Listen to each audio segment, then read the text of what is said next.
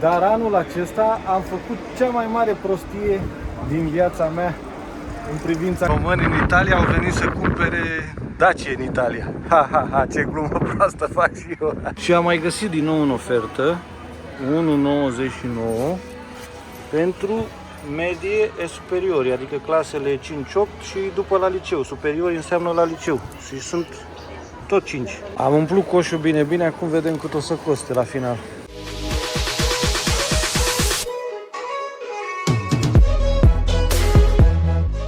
Intrăm în parcare, să ne parcăm, să mergem să luăm cărțile Izabelei și noi o să plătim cu telepasul, nu o să luăm bilet pentru că avem telepasul și ne ajută și la plata parcărilor, nu numai la plata autostrăzii. Ia să vedem, se deschide sau...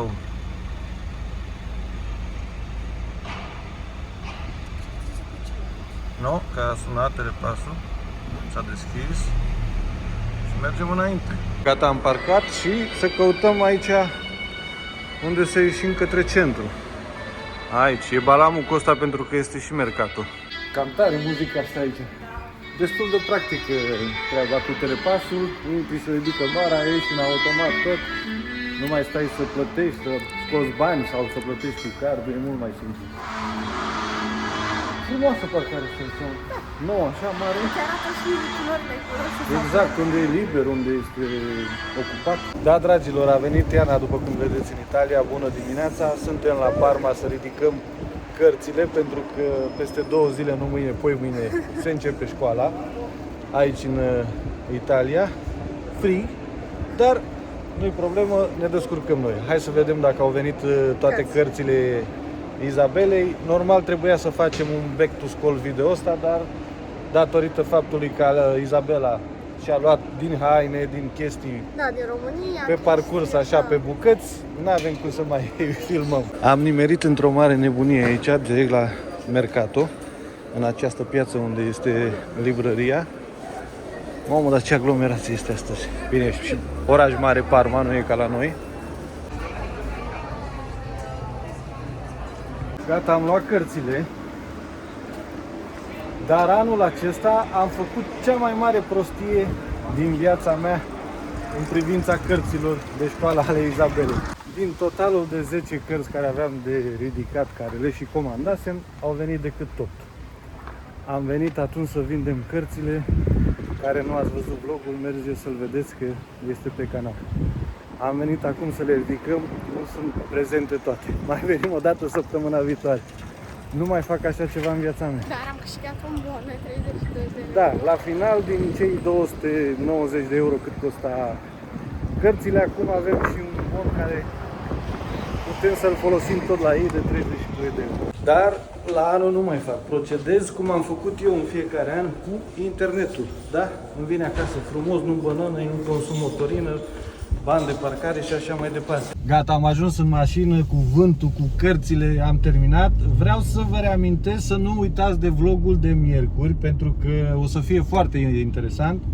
Așa că nu ratați vlogul de miercuri. În altă ordine de idei, mergem la magazinul românesc să facem câteva cumpărături de acolo și după care o să mergem și să luăm și câteva caiete și pixuri, dar nu foarte multe datorită faptului pentru că nu știm încă rechizitele și o să le aflăm în primele zile de școală. Exact. După ce merg prima, a doua zi, o să le dea lista cu ce fel de caiete și ce fel de rechizite au nevoie. Așa că o să cumpărăm și noi un caiet de italiană, unul de matematică, un pix ceva, o gumă de șters, astea normale de bază și după care o să facem achiziția de rechizite când o să avem lista completă. Până atunci, puneți și voi un like la acest video și abonați-vă la canal dacă vă place ceea ce vă arătăm noi aici în Italia. Dimineața erau 10 grade când am plecat noi. Nu știam cum să ne îmbrăcăm mai gros, mai cugeși pe noi. Iar acum că s-a făcut ora aproape, cât e, 10 și ceva? Da, 10 jumate. 10 jumătate. Cred că s-a ridicat undeva la 16 grade, așa 17 grade. Și murim de cald. Bineînțeles că suntem și într-un pas alergător, așa că vrem să facem cât mai multe până în prânz. Da, a venit prea repede Iana din punctul nostru de vedere, prea repede. O să vă arătăm acasă ce am luat de la magazinul românesc, ca să vă arătăm și un pic și prețurile la fiecare produs, să vă faceți o idee cam cât plătim noi pe produsele românești aici în Italia. Alina este la muncă, de aceea sunt doar cu Izabela. Mama cu bunica au rămas acasă că n-avea rost să le mai trambalăm după noi atâția kilometri și cu atâtea bagaje. Așa ne mișcăm noi mai repede, că suntem mai tinerei, nu că ele ar fi foarte bătrâne, dar oricum sunt mai în vârstă. Dacă tot suntem la Parma, mergem până la o concesionară, adică în român reprezentanța auto. Mergem până la Dacia. Dacia și Renault împreună, că sunt ambele întotdeauna împreună. Să vedem, să facem un preventiv pentru o mașină, să vedem ce oferte ne fac. Nu vă spun deocamdată despre ce mașină este vorba, vă las pe voi să vă dați cu părerea în comentarii, să vedem dacă ghiciți. O să vă spunem mai târziu când ne vom hotărî pentru achiziție, că deocamdată este doar așa informativ, să vedem și noi prețul, ce oferte sunt la mașina respectivă. Vă aștept în comentarii să vedem cine ghicește ce mașină căutăm să luăm. Asta bineînțeles dacă or să ne primească, pentru că nu avem nicio programare, suntem veniți așa instantaneu, inopinant. Români în Italia au venit să cumpere Dacia în Italia. Ha, ha, ha, ce glumă proastă fac și eu. Vă dau un pic din detalii, nu mai mult de atât, că voi furați ideea. Am făcut preventivul, acum rămâne decât să ne hotărâm, să vedem, dar mai facem și în altă parte, pentru că mai sunt destule concesionare care poate îți mai fac o ofertă și nu se știe de unde mai scazi 1000 de euro la preț. Am plecat cu preventivul făcut, numai că foarte puțin dezamăgit de fapt, din faptul că mașina care vrem noi să o luăm, nici varianta benzină sau benzină GPL, adică gaz, nu există. Deci eu sunt foarte dezamăgită. Automatic. Foarte. Doar manuală. Dacă vroiam automată, trebuia să luăm hibridă, așa că hibridă deocamdată nu este momentul. Și cred că o să mergem pe varianta manuală, dar trebuie să mai facem și alte preventive, să vedem unde e și mai ieftin, că practic nu suntem obligați să luăm doar de aici, poate altă concesionară are altă ofertă, fiecare cu variantele lui. Am ajuns acasă și să vă arăt repede așa din produsele care le-am luat de la magazinul românesc din Parma. Poate așa ne preia din nou știrile din România, să vadă cât plătim noi pe produsele românești aici în Italia. Avem o sticlă de borș, dacă nu focalizează, înțelegeți că este borș. Aveam și bonul pe aici, ca să nu greșesc. Deci, o sticlă de borș românesc în Italia, 1,50 euro, borș cimbrișor. 1,50 euro înseamnă 7,40 lei. După care am luat o sticlă de oțet și vă spun și de ce luăm oțet românesc, nu pentru că ar fi mai bun sau nu știu ce, pentru faptul că oțetul românesc are tărie de 9%, iar în Italia nu găsești mai mult de 6%, poate or fi, dar nu știu eu sau n-am văzut eu, dar în general nu este. Deci o sticlă de oțet este de 1,99 euro, adică 9,80 lei, ceva de genul. Mai departe avem Sana la 900 de grame, așa scrie 900 de grame, nu 900 de mililitri, să nu mă contraziceți. 3,50 euro sticla, dacă nu greșesc. Da, 3,50 euro sticla, am luat două, asta înseamnă 3,50 euro, vine odată 15 și cu undeva la 17 lei sticla de Sana. Aici avem câteva salamuri. Avem un salam Victoria de Caroli, care a fost mai exact 5,50 euro, salamul Victoria de Caroli. Mai departe, parizer de Caroli, am luat două. Unul de porc este 4,90 euro și unul de pui, care trebuie să fie tot aici, și unul de pui care este 3,91 euro. Deci 3,91 euro înseamnă cât? 18 lei, 19 lei ăsta. Și ăsta 4,90 înseamnă 24 de lei, ceva de genul. După care avem un salam cu șuncă de la Cristim. Salam cu șuncă Cristim este 6,50 euro. 6,50 euro înseamnă 32 de lei. După care mai avem aici, cred că 1 kg de crembuști. Numai că prețul este la total cu o bucată de parizer cu șuncă amestecat. Deci 1 kg de crembuști plus această bucată de parizer cu șuncă. În total au făcut 14 euro crembuștii cu acest parizer. Asta înseamnă că 14 euro, repede la rece așa, 20, 70 și ceva de lei acești crembuși cu bucata aceasta de parizer. O pâine cu cartofi, așa, din asta, făcută la Oradea, dacă nu greșesc. Da, nu greșesc, la Oradea, pâine cu cartofi pe vatră, 4,99 euro. Castraveți, cred că sunt până într-un kilogram, 2 euro. Și-a luat Izabela un cubeti de pui, 60 de cenți, asta înseamnă 6 ori 500, până în 3 lei, 2 lei 90, o punguliță din asta de cubeti. După care și-a mai luat un bake roast cu pizza, care are prețul de 1,60 euro. O pungă din asta de tortiții, 1,99 euro, adică 9 lei 80, ceva de genul. Încă o ciocolată din asta cu rom, este exact 80 de cenți o ciocolată din asta cu rom, adică 4 lei. Și în ultimul rând, o pungă de semințe care costă nici mai mult, nici mai puțin de 2,90 euro, adică vreo 14 lei o pungă de semințe. Dragilor, vă arăt bonul aici, nu știu dacă focalizează, ca să nu focalizeze pe fața mea și să înțeleg prețurile.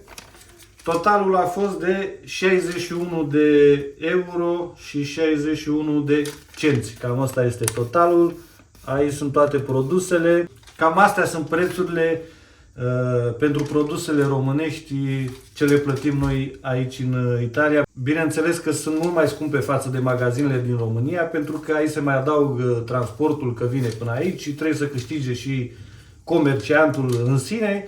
Așa că astea sunt prețurile. Când mai avem nevoie, nu avem ce să facem, trebuie să dăm și pe la dânsii. A venit Cosmin pe la mine, pentru că a scăpat de insignia și a luat și el forca al meu. Și vreau să arăt, asta e bineînțeles pentru bărbați, să arăt că dacă vreți să schimbați becurile la faruri, are aici o protecție din asta și nu puteți să umblați la far numai dacă îl dați jos așa. Adică, practic, dezmembrați mașina. Am gândit așa cu astea, n-am să uite și tu, desfaci un jumătate de mașină ca să schimbi un bec. Ia te zici că la dezmembrări ce urât arată așa. Deci, băgați bine la cap. Care aveți Ford Kuga modelul vechi, nu știu modelele mai noi, dar astea vechi, până nu dați farul jos, nu puteți să schimbați becurile. Și în formuri, majoritatea scrie că la Ford trebuie să-i dai farul jos ca să-l dă. Și la Focus, și la Max, da. La toate are sistemul ăsta așa. Că practic ăsta e plastic, nu e ceva dur ca să zici că... E plastic. Nu, e plastic ăsta, ce n-ai? Uite, că flambează, uite, îl vezi? Dar nu e nimic să zici că de rezistență, dar așa au gândit ei să facă ăsta în spatele la far pentru suport, să prindă farul, știi? Made in America. Da. Am venit și la market să ne facem cumpărăturile, bineînțeles că o să vă arătăm acasă. Și Izabela așa caiete, să vă arăt prețul unui caiet. Este de 80 de cenți, adică 3 lei 80, ceva de genul. Un caiet din ăsta studențesc, pentru că aici în mare parte numai astea se folosesc. Cum am zis mai devreme, nu o să luăm decât unul de italiană, unul de matematică și ceva pixuri până aflăm lista care mai exactă cu rechizitele care îți trebuie, nu? Da. Deocamdată atâta vă arătăm. Ghiozdanul cumpărăm că tot 80 de cenți, da? Gen Chicago, Firenze. Da, bine, model ca să iau ochii copiilor. Și pe aici mai sunt carioci. Da, deocamdată așteptăm să vedem ce zice de la școală, tati, și după. Nu cumpărăm aiurea, că după... Ai văzut că aici creioanele diferă creioanele, nu știu cât H, nu știu cum. Nu, creioanele, adică din astea colorate, ziceam. Cel mai bine aștepți că nu știi de care folosești la liceu, pentru că este ceva nou față de ce ai făcut înainte și nu se știe. Un set din ăsta de câte pixuri are? Cred că 10, 2, 4, 6, 8, 10 pixuri, 2,70 euro bucata. Fie negru, fie albastru sau mai multe culori colorate. Îți iei negru sau cu ce ai scris ultima? Cu negru? Da. Ah, am înțeles. De 10 pixuri, 2,70 euro, cât vine? Undeva la 13 lei, ceva de gen. Și aici sunt în ofertă 2 euro.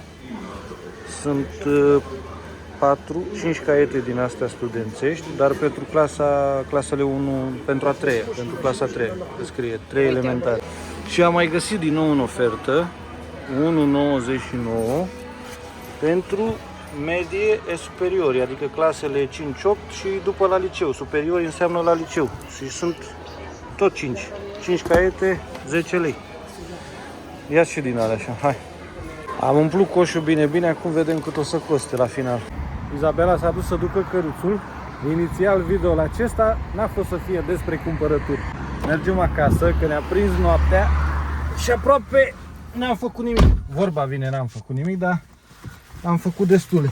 Am rezolvat câteva treburi, am făcut și piața și mergem acasă să contăm, să calculăm coșul, să vedem cum mai sunt prețurile pe aici prin Italia, că aceasta este piața făcută mai serioasă așa de când am venit din România. Nu e așa, tat? Da. Da, ne pare rău pentru Back to School că anul acesta s-a eliminat, nu? N-a mai fost în videourile noastre din cauza, cum v-am explicat, că așa și mai departe Izabela și-a tot luat pe rând chestii, una alta, haine și rechizitele, vedeți, cărțile separat, încă nu știm caietele. În fine, cred că v-am speriat cu mâna asta cât dau de Și în plecare de la Galația vreau să vă mai arăt că vis-a-vis de noi aici se deschide un McDonald's, doar ce s-au apucat de vreo 3 luni de zile. Este aproape gata, așa că maxim într-o lună de zile vom mânca Mac la noi în oraș aici. Nu vom mai fi nevoiți să mergem în altă parte după Mac. Bineînțeles că face parte din interzise, dar o dată pe lună mai facem câte o excepție. Deci ai promis o dată pe lună? Da, până acum a fost la fel? Păi nu măcar în fiecare. Lasă, n-o lua drept lege, lasă.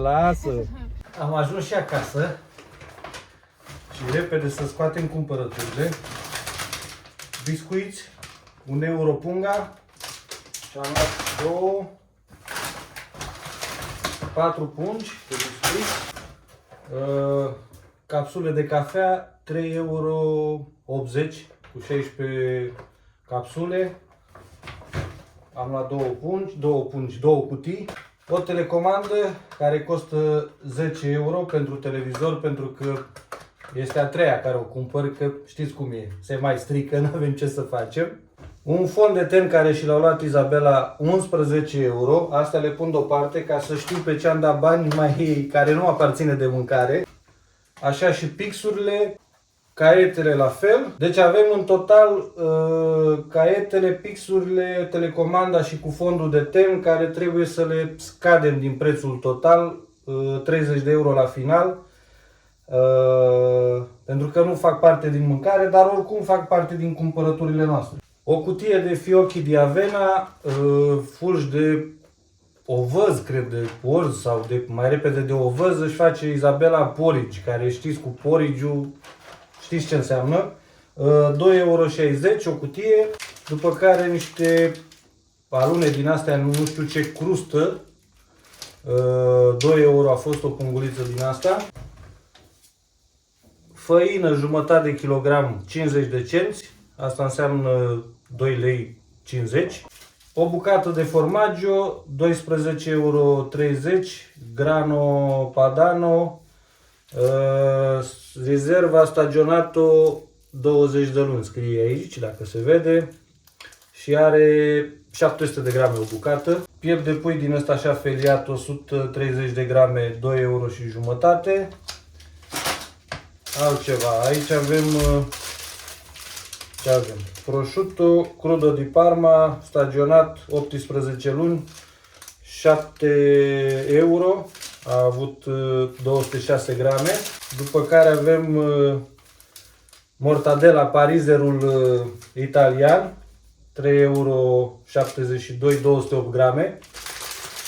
Focaccia, așa, cu măsline în centru, 2 euro, 5 bucăți din asta de focaccia, cam cât o gogoașă un pic mai mare, zic eu, ca mărime. Am luat 3 ardei, care au făcut 1,39 euro și a avut jumătate de kilogram, 2,65 euro kilogramul. Un salam din ăsta piacentin, adică din zona Piacenza, este de la Salumificio La Rocca, 10,50 euro și kilogramul este 18 euro. Nu, mint, 10,70 euro, dar de bun e fenomenal. Pâine feliată albă, 1,05 euro una, am luat 2. Aici am mai luat o insalata de riso, adică salată de orez vegetală și este 11,90 euro kg, a avut 514 grame, 6,12 euro. O desfac ca să și vedeți cum arată. Asta pentru cei care nu știți cum e insalata de riso cu olive și ce mai are legume, morcov, ce mai are mazăre, ce mai are pe aici. 3 pungi de pasta de la Rana umplute cu legume și ricotă, brânză ricotta. Sunt 3 pungi, erau 2,35 euro o pungă, era în ofertă, de obicei sunt 3,50 euro, ceva de genul. Mozzarella am luat, sunt 3 bucăți aici, asta era la 2,80 euro. Iar asta, un alt model, tot undeva la 2,70 euro era în ofertă. O casoletă de carne de vită, 12,50 euro kg și bucata asta a făcut 7,80 euro. Ciocănele de pui, 4,50 euro kg și a avut 1 kg 400, 6,21 euro. Știu, puiul e, cum e crescut, cum nu e, dar de unde să creștem noi în Italia pui la țară, să mâncăm bio. Mai avem aici un pachet de unt, 2,50 euro, Meta, Prealpi. Și mai avem pe ultima, avem o casoletă de struguri, fără, era să zic sența, fără semințe, 1,70 euro, că așa e plac Izabelei, fără semințe. Mai avem una normală cu semințe, 2,50 euro. Nectarine, 2,75 euro kg, 1 kg 325, 3,64 euro, vreo 2, 4, 6, 7 nectarine. 2 șampoane de urzică, eu numai cu din ăsta mă spăl de urzică, 1,80 euro o sticluță așa, pentru că părul meu care pleacă din ce în ce mai mult se înțelege bine cu tipul ăsta de șampon. 2 chefir, 1,50 euro bucata. Deodorant de sub braț, folosește Alina cu Izabela, eu nu am nevoie de așa ceva. Nivea, 2,50 euro bucata. Un borcan de sugo din ăsta, că la urgență când ești în grabă și nu mai stai să faci sugo, să faci la pastă, arunci repede borcanul ăsta, l-ai dat un pic în fier și pui pasta peste. De la Arrabbiata, de la Barilla, 1,50 euro era în ofertă, cei drept. 2 tuburi de șampon care folosește Izabela cu Alina, de la L'Oreal, Elviv, Elsev sau cum îi spune în română, aici se numește Elviv.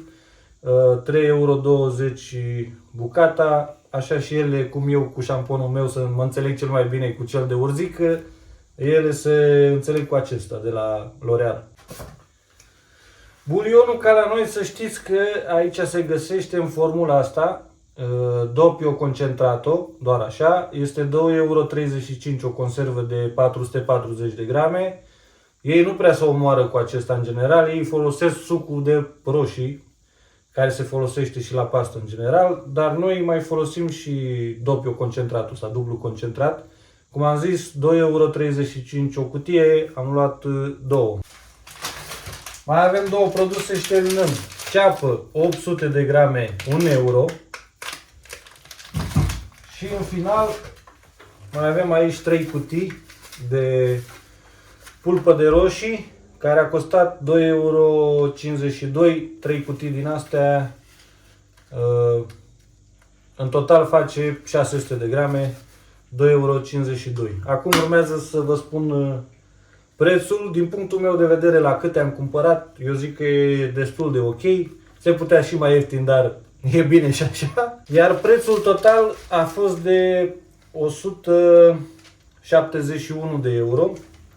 Dar am avut un bon de reducere de 9 euro de când am făcut ultima dată piața, dar trebuia să faci un coș de cumpărături de minim 80 de euro ca să poți să ai reducerea aceea de 9 euro, așa că din 171 ne-au redus la 162. Dacă se vede, dacă focalizează, așa, asta este lista. Apoi, din 162 sau 170, că nu se pune că am avut noi bonul sconto, din 170 scadem 30 de euro caietele, telecomanda și fondul de ten al Izabelei. Asta înseamnă că rămânem la 141 de euro. Dacă transformăm în lei, vine odată 5 milioane, 5 ori 4, 20, 7 milioane. Deci ar veni 700 de lei românești. Mult puțin? Ziceți voi, nu știu cum vi se pare. Eu zic că e destul de ok la câte produse am cumpărat. Cam așa se prezintă produsele. Acum decide și voi la prețul ăsta. Vi le-am arătat pe fiecare în parte. Da, cum am spus, nu am vrut să se transforme într-un video despre cumpărături, dar așa s-a ajuns. Așa a mers traiectoria, nu avem ce să facem. Nu vă rămâne decât să ne apreciați și voi cu un like ceea ce facem, pentru că video-ul ajunge la final. Și dacă mai vreți videouri de genul și vă place ceea ce vă arătăm în videourile noastre, puneți un like, cum am spus, abonați-vă la canal să creștem și noi să devenim cât mai mulți în această comunitate, zic eu, frumoasă și cu bun simț. Mai apar, ca să nu le zic orătănii, dar cam ăsta este adevărul, dar le dăm așa cu flit cât un șut în fund, le mai dăm un blog, le mai ștergem comentariile. Ăsta a fost video, dragilor. Nu uitați, miercuri va veni un video foarte interesant, nu-l ratați. Mâine o să mergem, ieșim afară cu toată lumea, mergem la masă, dar este un video surpriză. O să filmăm tot pentru vlog. Nu ratați că o să se posteze, nu mai știu exact când data ca să spun astăzi, dar țineți aproape că o să urmeze videouri interesante și, zic eu, frumoase. Acestea fiind spuse, nu rămâne decât să-mi iau la revedere de la voi și să vă salut cu mare drag și, ca de fiecare dată, cum o spun mereu, vă țuc de nu vă vedeți. Ciao!